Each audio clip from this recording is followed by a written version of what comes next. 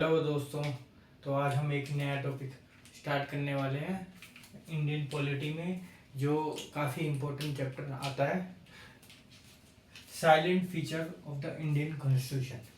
Silent feature, silent मतलब ऐसे feature जो हमें ऊपरी रूप से दिखते नहीं हैं, बट वो हैं, वो बहुत ही इम्पोर्टेंट फीचर हैं किसके, इंडियन कॉन्स्टिट्यूशन के। तो हम उन साइलेंट फीचर्स के बारे में पढ़ेंगे। आज हम यहाँ पूरा ओवरव्यू लेंगे, थोड़ा डिटेल में जानने की कोशिश करेंगे और रिवाइज करने की कोशिश करेंगे कि हमने जो प्रीवियस क्लासेस में पढ़ा या जो हम रेगुलर बेसिस पे पढ़ते आ रहे हैं वो कैसे हम इन चीज़ों से कनेक्ट कर पाए।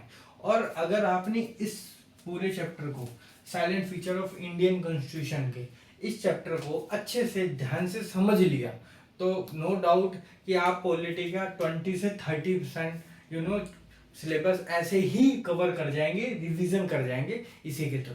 ठीक है, तो हम स्टार्ट करते हैं। देखिए, जो साइलेंट फीचर हैं इंडियन कॉन्स्टिट्यूशन के, वो उसको मैंने पॉइंट वाइज लिख दिया है यहाँ पे। तो पॉइंट वाइज क्या होता है कि चीज़ें आसान हो जाती हैं समझने में कि क्या है, क्यों है, कैसे है। उस चीज़ का जवाब हमें यहाँ पे एक एक करके हम इस चीज़ को लेना स्टार्ट करते हैं। सबसे पहली चीज़, आप लोगों ने हमेशा एक बात सुनी होगी कि जो इंडियन कॉन्स्टिट्यूशन है वो वर्ल्ड का one of largest written constitution है, यानी कि हाथों से, यानी कि लिखा गया है, कहीं भी लिखा हुआ रिटन कॉन्स्टिट्यूशन। तो दैट इज ट्रू कि लेंथिएस्ट रिटन कॉन्स्टिट्यूशन इंडिया का लेंथिएस्ट है, सबसे लंबा लिखा हुआ कॉन्स्टिट्यूशन। वाई, क्यों, ऐसा क्यों है भाई? क्या जरूरत पड़ी कि हमें इंडिया का जो कॉन्स्टिट्यूशन था वो इतना लंबा लिखना पड़ा, इतनी सारी चीजें उसके अंदर डाली गई? उसके पीछे बेसिकली 4 रीजंस है, ओनली 5 रीजन। सबसे पहला रीजन, अगर आप अपने माइंड में इंडिया का मैप बना सकते हो, सोचो, just close your eyes for a second and India के मैप को विजुअलाइजेशन करो, तो आप देखोगे कि जो इंडिया की जो बाउंड्री है ना वो काफी बड़ी है।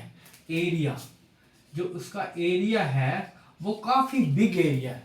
तो पहला तो रीजन ये था कि ज्योग्राफिकली एरिया जो काफी बड़ा है, उसकी वजह से हमें एक लेंथियस कॉन्स्टिट्यूशन बनाना पड़ा। क्योंकि अगर एरिया बड़ा है तो वहाँ पे अलग अलग टाइप की ज्योग्राफी होगी, अलग अलग टाइप के लोग रहते होंगे, डिफरेंट डिफरेंट काइंड ऑफ भाषाएं बोलते होंगे, उनका कल्चर अलग होगा। तो ऑब्वियस सी बात है, सबको एक साथ लेके चलने के लिए हमें उनके लिए, उनकी सेफ्टी के लिए, सिक्योरिटी के लिए, उनकी लाइवलीहुड के लिए कुछ ना कुछ चीजें एड ऑन कॉन्स्टिट्यूशन में एड ऑन करी गई। इसीलिए हमारा धीरे धीरे करके कॉन्स्टिट्यूशन जो है ना, रिटन कॉन्स्टिट्यूशन, वो थोड़ा लंबा बन गया। पहला रीजन था एरिया।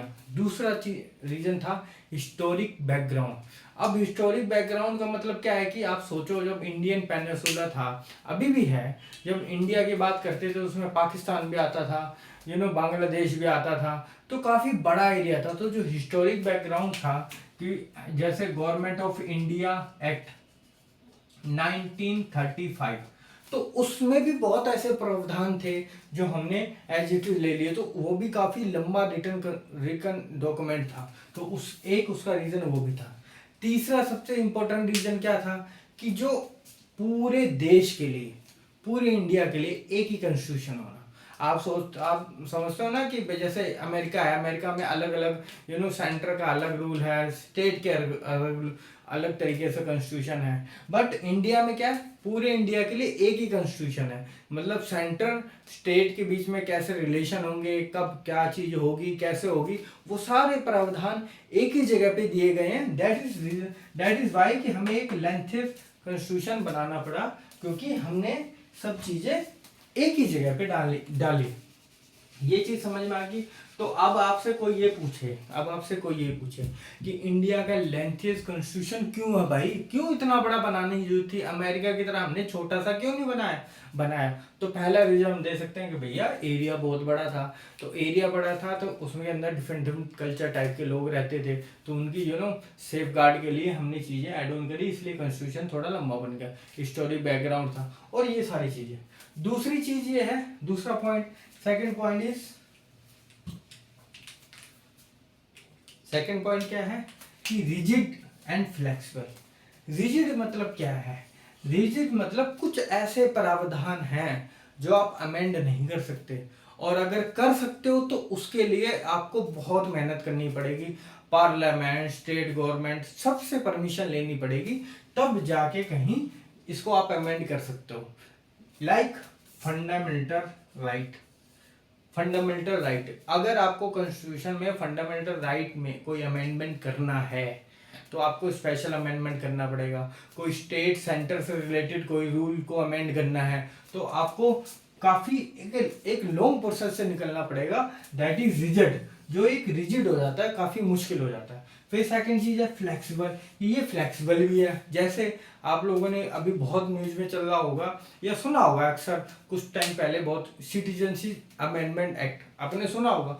तो उसमें क्या था, उसमें सरकार को किसी से पूछने की जरूरत नहीं थी, पार्लियामेंट ने जस्ट एक सिंपल बिल पेश किया और उसके अंदर हमारे कॉन्स्टिट्यूशन में जो आर्टिकल 5 से लेकर 11 तक जो सिटीजनशिप से रिलेटेड हैं, जो हमारे शेड्यूल सेकंड में आती है, उसमें उन्होंने उठा के अमेंडमेंट कर दिया, दैट इज फ्लेक्सिबिलिटी। आप समझ में आ रहा है रिजिड और फ्लेक्सिबिलिटी का मतलब? कि रिजिड का मतलब कुछ ऐसे प्रावधान है जो अमेंड करने वाकई में बहुत मुश्किल है, कुछ बहुत इजी है। ठीक है, इसके बाद आता है पार्लियामेंट सिस्टम। अब पार्लियामेंट सिस्टम ही अपने आप में एक बड़ा स्वरूप है। देखो पार्लियामेंट में क्या क्या आता है, पार्लियामेंट में बेसिकली 3 चीजें आती हैं, 3 पार्ट्स होते हैं पार्लियामेंट के। फर्स्ट वन इज लोकसभा, जो सबको पता है। सेकंड वन इज राज्यसभा, जो उच्च सदन बोला जाता है। एंड थर्ड वन इज राष्ट्रपति। अब राष्ट्रपति क्यों, बहुत सारे बच्चे बोलते हैं राष्ट्रपति क्यों, बिकॉज लोकसभा और राज्यसभा जो रूल बनाएंगे, जो कानून बनाएंगे, बट जब तक उस पर राष्ट्रपति के साइन नहीं होंगे वो बिल नहीं होगा, वो कानून बनेगा ही नहीं, वो सिर्फ एज ए बिल रह जाएगा, प्रपोजल रह जाएगा। इसीलिए पार्लियामेंट में तीनों लोगों को लिया जाता है, लोकसभा, राज्यसभा और आपके राष्ट्रपति। क्लियर? तो एक पार्लियामेंट सिस्टम, ये हमारी यूनिकनेस, ये फीचर है। अगर कोई पूछे आपसे फीचर की जाए, unique feature of Indian constitution, हम सीधा बोल सकते हैं कि पार्लियामेंट सिस्टम है, उसके बाद लेंथियस्ट रिटन कॉन्स्टिट्यूशन है, रिजिड और फ्लेक्सिबल है। ये सीधा हम डायरेक्ट लिख भी सकते हैं, इवन मेंस में भी ये सारी चीजें हम डायरेक्ट लिख सकते हैं। उसके बाद आता है फेडरल सिस्टम। देखो बहुत सारे लोग कंफ्यूज होते हैं, फेडरल फेडरल फेडरल फेडरल का मतलब होता है, फेडरल सिस्टम का मतलब होता है दो सरकारें कैसे, कि एक सेंट्रल लेवल पे और एक स्टेट लेवल पे, that is two type of सरकार, टू टाइप ऑफ सिस्टम। एक स्टेट लेवल पे सिस्टम चल रहा है, एक सेंट्रल लेवल पे सिस्टम चल रहा है, that is federal system. 2 government और एक रिटन कॉन्स्टिट्यूशन। अब भैया 2 गवर्नमेंट कैसे काम करेंगी, सपोज एग्जांपल लेते हैं कि अभी दिल्ली में या सेंटर में बीजेपी की गवर्नमेंट है, पंजाब में आप आम आदमी पार्टी की गवर्नमेंट है। तो अब उन दोनों में क्लैश ना हो, डिसएग्रीमेंट किन्हीं बातों को लेके ये मतभेद ना हो, क्लियरली लिखा हो, तो वो उसके लिए रिटन कॉन्स्टिट्यूशन में क्लियरली बहुत सारे प्रोविजन किए गए हैं कि सेंटर स्टेट के लिए क्या करेगा और स्टेट सेंटर के लिए क्या करेगा, तो वहां पे कॉन्फ्लिक्ट्स कम हो जाते हैं। ठीक है, उसके बाद आता है डिवीजन ऑफ पावर। आप समझ में आ रही है डिवीजन ऑफ पावर क्यों जरूरी है? डिवीजन ऑफ पावर, अब सोचो 2 डिफरेंट टाइप के ग्रुप हैं, 2 डिफरेंट पार्टीज हैं, 2 अलग अलग स्टेट है और सेंटर पे रूल कर रही हैं। अगर मान लो डिवीजन ऑफ पावर ना हो तो वो तो एक काम करेगा, दूसरा उसको रोक देगा, दूसरा करेगा, पहला उसको रोक देगा। तो इसीलिए डिवीजन ऑफ पावर बहुत जरूरी है। ये किस में आता है? फेडरलिज्म में। और ये सबसे इंपॉर्टेंट बात बता दूं, ये यूनिक फीचर, ये साइलेंट फीचर है। अब साइलेंट की जगह इसको यूनिक भी बोल सकते हैं, unique feature of Indian constitution, कि ये यूनिक है कि 2 गवर्नमेंट है, फेडरल सिस्टम मतलब 2 गवर्नमेंट, रिटन कॉन्स्टिट्यूशन है, ओबीसी बात है। डिवीजन ऑफ पावर है, इंडिपेंडेंट जुडिशरी। अब आप सोचो इंडिपेंडेंट जुडिशरी क्यों जरूरी है?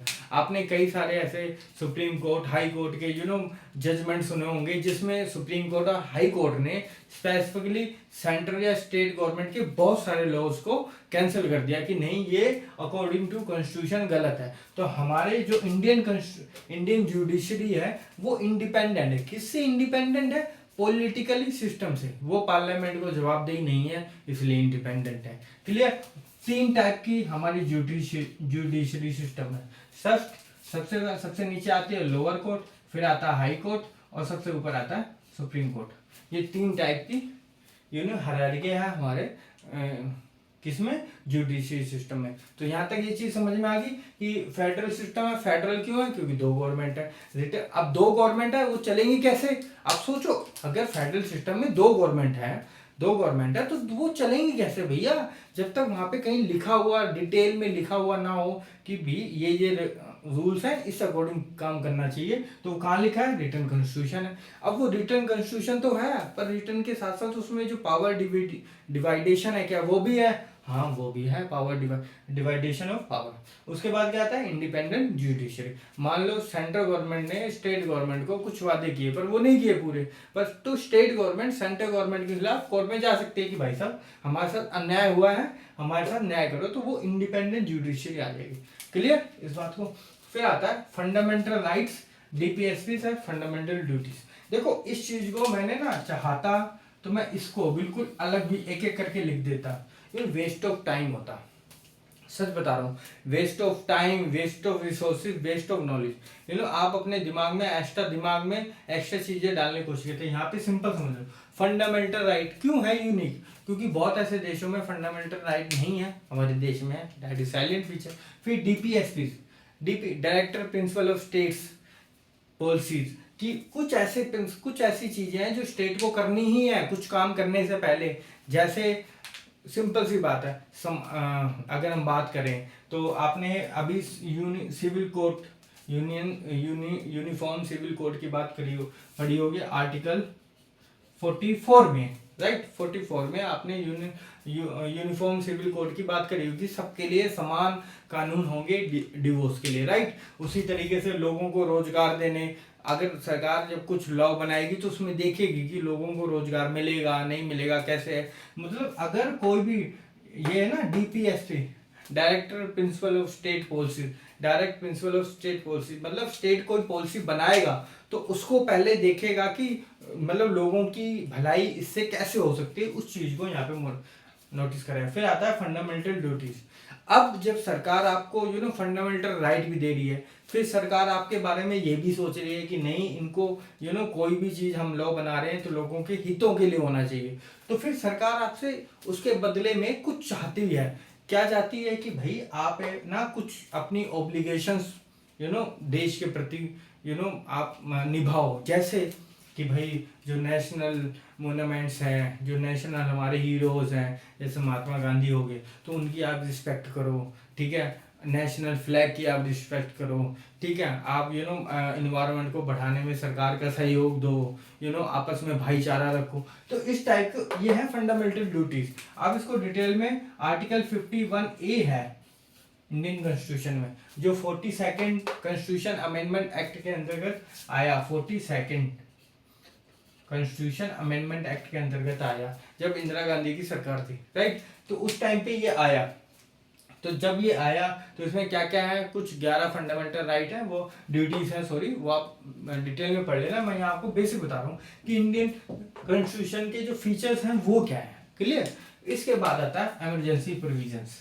अब आप कहोगे यार ये क्या बात हुई, आप तो सर आपने क्या किया, कुछ नहीं सर, कॉन्स्टिट्यूशन के अलग अलग पार्ट्स को उठा के, पॉलिटी के अलग अलग चैप्टर को उठा के एक ही जगह पे डाल दिया और ऊपर लिख दिया साइलेंट फीचर। अरे भैया वही है। आप समझो, कोई घर बनाते हैं, आप समझो कोई घर बनाने से पहले हम उसका ब्लूप्रिंट बनाते हैं, मैप बनाते हैं। तो ये साइलेंट फीचर एक मैप है इंडियन कॉन्स्टिट्यूशन का, कि ओवरव्यू यहाँ है, ब्रॉड में बाद में होगा, आप एक एक चैप्टर के थ्रू पढ़ेंगे। पर आपको ओवरव्यू तो पता होना चाहिए ना। बहुत सारे बच्चों को ओवरव्यू नहीं पता होता। कोई पूछ ले silent feature of Indian constitution क्या होते हैं, तो लोग सर घूमने लगे, यार क्या होते हैं, पढ़े हैं नहीं पढ़े। यही है जो इंडियन कॉन्स्टिट्यूशन में जो पार्ट है डिफरेंट वही है उसके साइलेंट फीचर। इसी चीज को जब